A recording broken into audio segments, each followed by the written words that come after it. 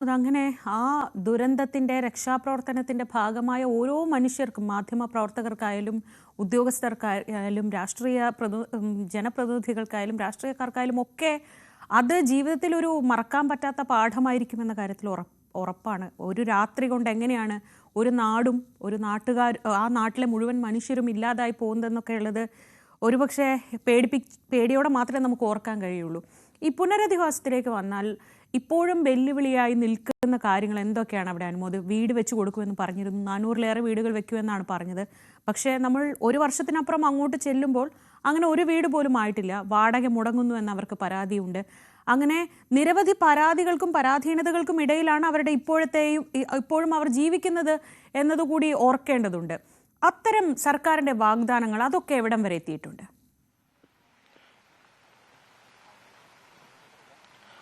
ശ്രീജ, പുനരധിവാസമാണ് സർക്കാരിൻ്റെ മുൻപിലുള്ള ഏറ്റവും പ്രധാനപ്പെട്ട ഒരു വെല്ലുവിളി അല്ലെങ്കിൽ ചുമതലയുള്ളത്.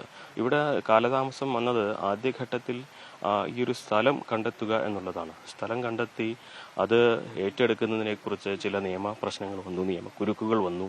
എസ്റ്റേറ്റ് ഭൂമി ആയതുകൊണ്ട് അതിൻ്റെ വിലയിൽ ശ്രീജ നമ്മൾ അതിലേക്ക് വരുമ്പോൾ നമ്മൾ ഇവിടെ കാണാം പുത്തുമലയിലെ ഈ അനീഷേട്ടനാണത്. അദ്ദേഹത്തിൻ്റെ അമ്മയും 3 മക്കളും ഈ ഒരു ദുരന്തത്തിൽ ഓർമ്മയായി. അദ്ദേഹത്തിൻ്റെ സഹോദരിയുടെ മകനും ഈ ഒരു ദുരന്തത്തിൽ ഓർമ്മയായി. അവർക്ക് അവരുടെ ഓർമ്മകൾ ഉറങ്ങുന്ന ആ ഒരു ഇടത്ത് കുഴിമാടത്തിൽ അദ്ദേഹം പൂക്കൾ അർപ്പിക്കുകയാണ്. ഈ അനീഷേട്ടൻ്റെ കഥ നമ്മൾ പലവട്ടം പറഞ്ഞിട്ടുള്ളതാണ്. അദ്ദേഹം ഇവിടുത്തെ ഒരു 900 കണ്ടിയിലെ ജീപ്പ് ഡ്രൈവറായിരുന്നു.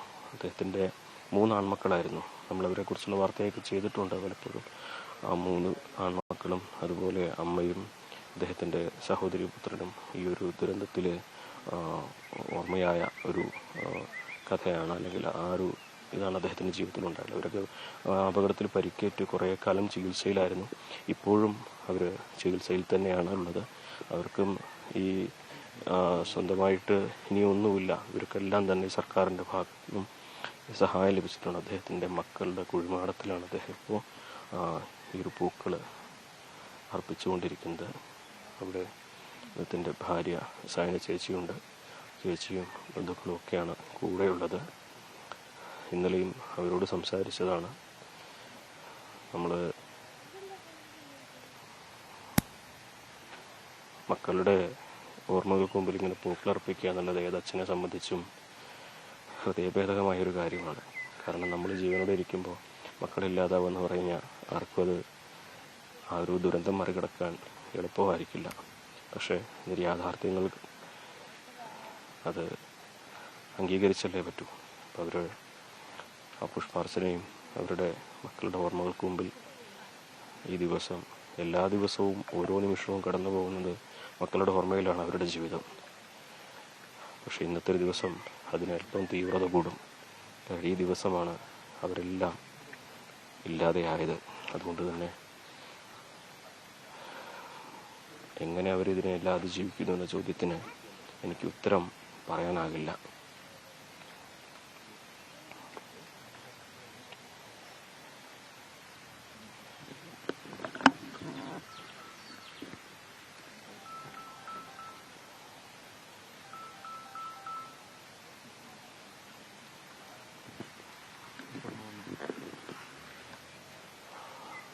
അവരുടെ കുടീരങ്ങളിൽ പുഷ്പാർച്ചന നടത്തുന്നു, ചന്ദനത്തിരി അതേപോലെ സുഗന്ധദ്രവ്യങ്ങളെല്ലാം വയ്ക്കുന്നു. ഈ ഒരു കുടീരത്തിൽ കണ്ടോ ചെറിയ കളിപ്പാട്ടങ്ങൾ കാണാം. അതിലേക്കൊന്ന് ക്യാമറ ഓടിച്ചു കഴിഞ്ഞാൽ മക്കളുടെ കളിപ്പാട്ടങ്ങളൊക്കെയാണ്. 3 പേരായിരുന്നു.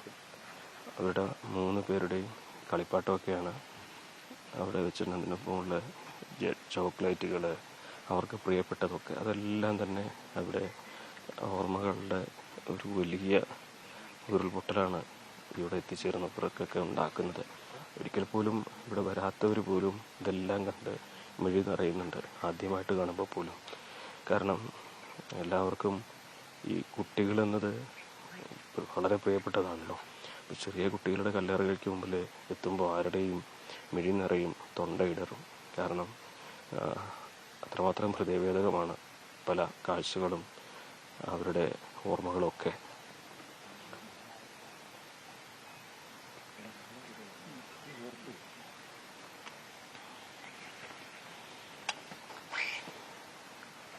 ഇതുപോലെ 266 പേരാണ് ഇവിടെ ഉള്ളത്. 298 പേരാണ് ആകെ മരിച്ചത്. അതിൽ ചിലരെയൊക്കെ മറ്റിടങ്ങളിലേക്ക് തിരിച്ചറിഞ്ഞ് ഈ ഒരു ശ്മശാനം ഒരുങ്ങുന്നതിന് മുൻപായതുകൊണ്ടും മറ്റു പലയിടത്തും സംസ്കരിച്ചിട്ടുണ്ട്. പലരെയും അതിനുശേഷമാണ് ഇവിടേക്ക് എത്തിച്ചിട്ടുള്ളത്. അങ്ങനെ 266 പേരാണ് ഈ മണ്ണിൽ ഉറങ്ങുന്നത്. അതിൽ പലരും ആരാണെന്നും അവർ എഴുത്തുകാരാണെന്നോ തിരിച്ചറിയാത്തവരും ഈ കൂട്ടത്തിലുണ്ട്. പലർക്കും ഈ ഒരു ദിവസം അത് കടന്നു പോവുക അത്ര എളുപ്പമായിരിക്കില്ല. കാരണം ഓർമ്മകളുടെ വലിയൊരു വേലിയേറ്റമാണ് ഇവിടെ നമുക്ക് കാണാനാവുക. അവർക്ക് പ്രിയപ്പെട്ടവർക്ക് മുമ്പിൽ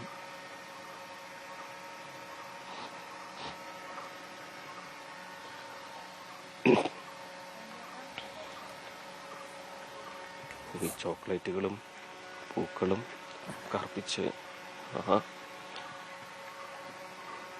നമുക്ക് പ്രിയപ്പെട്ടതൊക്കെ നമ്മുടെ കൂട്ടുകാർക്കും കൊടുക്കുക എന്നൊക്കെ പറയില്ലേ, എന്ന് പറഞ്ഞതുപോലെയാണ് ആ ചെറിയ കുട്ടി വന്ന് ഈ കല്ലറയിലൊക്കെ ചോക്ലേറ്റൊക്കെ വെച്ചാണ് പോയിട്ടുള്ളത്. അവളുടെ പ്രിയപ്പെട്ട കളിക്കൂട്ടുകാരാകും. അപ്പോൾ അവർക്ക് ഇഷ്ടപ്പെട്ടത് എന്താണെന്ന് അവർക്ക് അറിയുന്നുണ്ടാവും.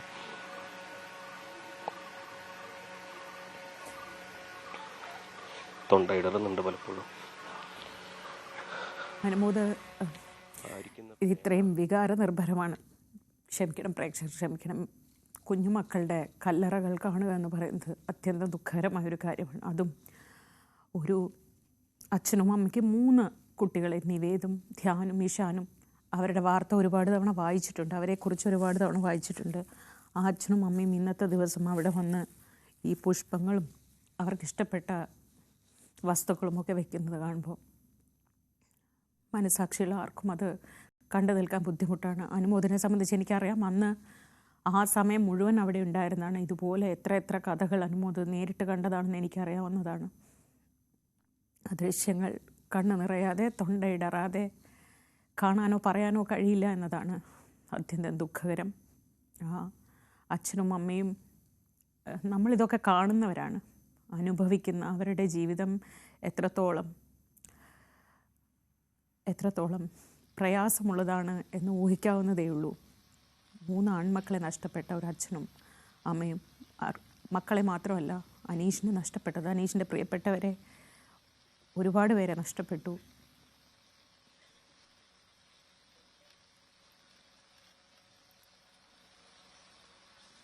ഇങ്ങനെ എത്ര കഥകൾ. ഇത് അനീഷിൻ്റെ കഥയാണെങ്കിൽ ഇങ്ങനെ ആ മണ്ണിൽ ഉറങ്ങുന്ന ഓരോ മനുഷ്യരും ആരുടെയൊക്കെയോ പ്രിയപ്പെട്ടവരാണ്. നമ്മൾ മനുഷ്യർ നിസ്സഹായരായി പോകുന്ന ചില നിമിഷങ്ങളുണ്ട്. അത്തരത്തിൽ ഒരു ദിവസമായിരുന്നു ജൂലൈ 30. അതുകൊണ്ട് തന്നെ നമുക്ക് അത്രയേറെ വികാര തീവ്രതയോടെ അല്ലാതെ ആ ദിവസത്തെ ഓർക്കാൻ കഴിയില്ല. അവിടെ എത്തുന്ന ഈ മനുഷ്യന്മാരെ ഒന്നും ഓർക്കാൻ കഴിയില്ല. അവരൊക്കെ ഒരു തരത്തിൽ അല്ലെങ്കിൽ മറ്റൊരു തരത്തിൽ അതിജീവിച്ചവരാണ്. ഇന്ന് അവിടെ അങ്ങനെ വന്ന് നിൽക്കാൻ അവർക്ക് കഴിയുന്നുണ്ടെങ്കിൽ അതവരുടെ അതിജീവനത്തിൻ്റെ മാത്രം സാക്ഷ്യമാണ്. പക്ഷേ അവർ കടന്നു പോകുന്ന വഴി എത്രത്തോളം ദുർഘടമാണ്, എത്രത്തോളം തീവ്രമാണ് എന്നൊക്കെ നമുക്കൊക്കെ ആലോചിച്ചാൽ അറിയാവുന്നതേ ഉള്ളൂ. പ്രിയപ്പെട്ടവരെ ഈ ദിവസം ഒന്ന് കാണാൻ, അവരുടെ ഓർമ്മകൾക്ക് മുന്നിൽ ഒരു പിടി പൂക്കൾ വെച്ച്, അവർക്ക് ഏറ്റവും ഇഷ്ടപ്പെട്ട സാധനങ്ങൾ കൊണ്ടുവന്ന് വെച്ച്, ആ കുഞ്ഞ് അവിടെ ആ മിഠായി വെക്കുന്നത് കണ്ടപ്പോഴാണ് എനിക്ക് ഇത്രയേറെ വിഷമം വന്നത്. കാരണം നമുക്കൊക്കെ മക്കളുള്ളതാണല്ലോ, നമ്മുടെയൊക്കെ മക്കൾ അതുപോലെയുള്ള കുഞ്ഞുങ്ങളാണല്ലോ ആ മണ്ണിൽ ഉറങ്ങിക്കിടക്കുന്നതെന്ന് ആലോചിക്കുമ്പോൾ അത് അത്യന്തം വികാര തീവ്രമായ നിമിഷങ്ങളാണ്. അനുമോദ്.